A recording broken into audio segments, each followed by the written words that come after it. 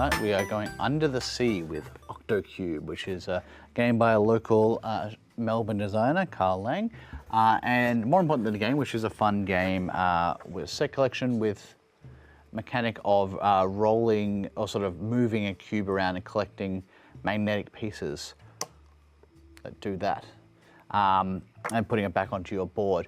More important than the game is my guest. I've got Ephiny Gale, who you're a speculative fiction author and playwright. Yes. Can you tell me a little bit about your work as I start us off? Sure.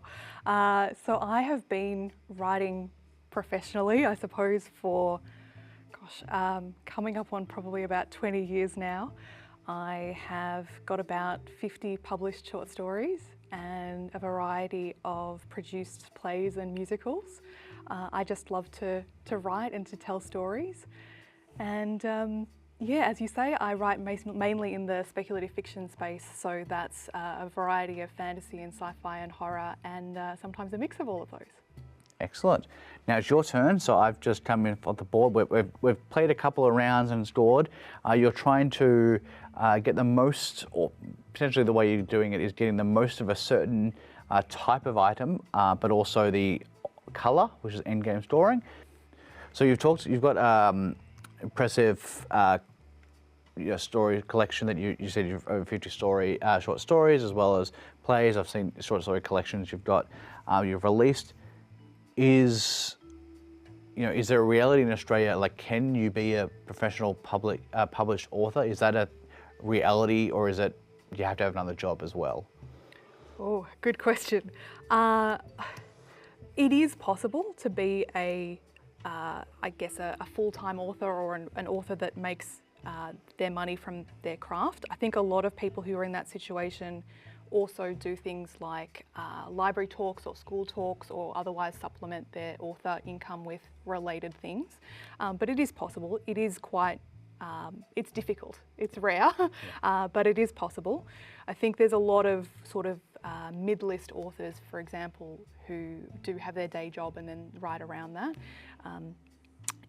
It's probably more unusual with the short fiction space. Yeah. You can obviously still make money by selling pieces to magazines, but it's not like, say, I think 50 years ago, where it was a lot more easy to make a good living from selling your pieces if people were willing to pick them up.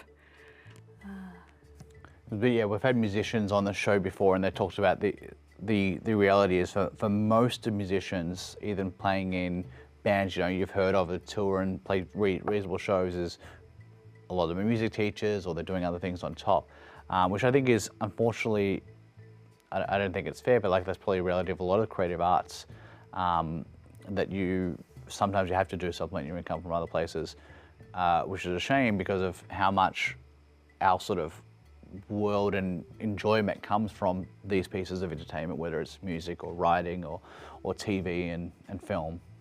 Absolutely, absolutely.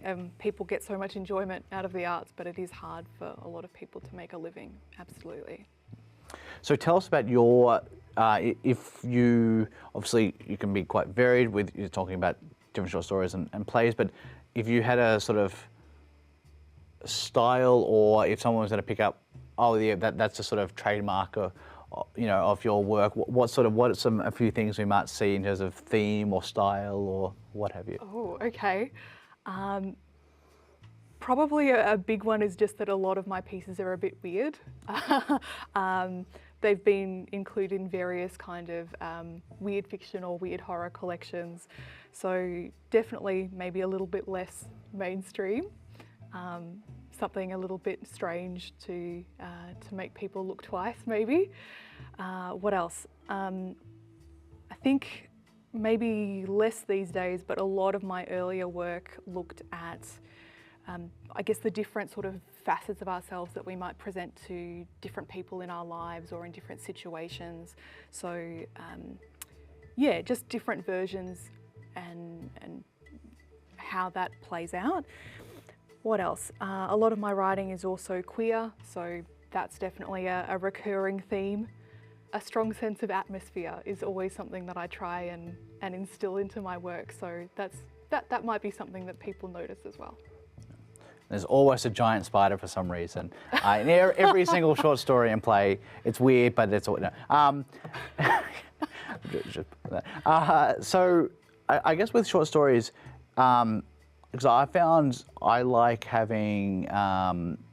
I often do like collections of short stories if I'm like between books or wanting to like get back into reading. I know I can like I can read a short story and then maybe I put that book on the bedside table for a while and read something else, and then come back to read the next couple.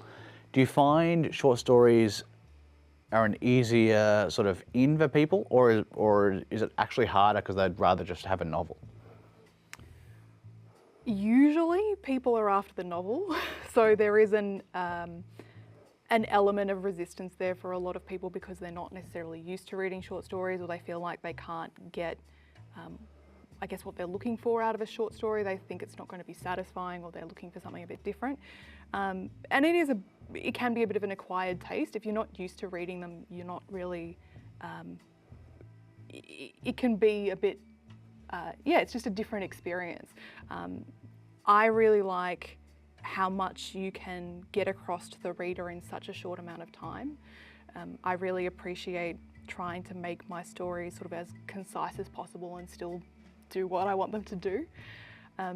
But I have been asked a lot of the time whether I'm writing a novel or whether there will be a novel, and at this point there's no plans for a novel. So yeah, it can be, there can be a bit of resistance there if people aren't used to the form. Because I guess, like coming from more of a film and TV background, like at uni, often they talked about like short films being a calling card, and so that it's almost a stepping stone to getting funding or attention for a feature film, and so it's almost seen as like you do this until you can move up to the next level, and you're saying is you like the art form, and that's the world you want to play in. Yes, I really like this particular format. I don't feel the need to write novels. I don't feel like that's where my strengths are. I really like, I guess, just feeling like I can deliver a lot in a short amount of time, and that if there's a collection, for instance, that I can deliver many different stories in the time that it would take someone to read a novel. And I feel like, obviously not all novels these days, but a lot of them, they have a lot of kind of unnecessary padding that if it was me, I would maybe cut out half of it because I don't feel like it needs to be there. So yeah, I really appreciate the brevity. So if people wanted to find out some of your work, which may or may not contain quite as many giant spiders as I was joking about earlier, where would they go to find that? Thank you, Liam. I actually don't think that there's any giant spiders. Yeah. They could go to www.ephinygale.com, or they could look up my most recent short fiction collection called Pick Your Potion. That's done quite well. It's been a finalist for last year's Aurealis Awards, shortlisted for the British Science Fiction Awards, and on the Locus recommended reading list. But thank you for coming down and having a chat about fiction, because more people should read, because reading is great. Thank you so much for having me. I've really enjoyed it.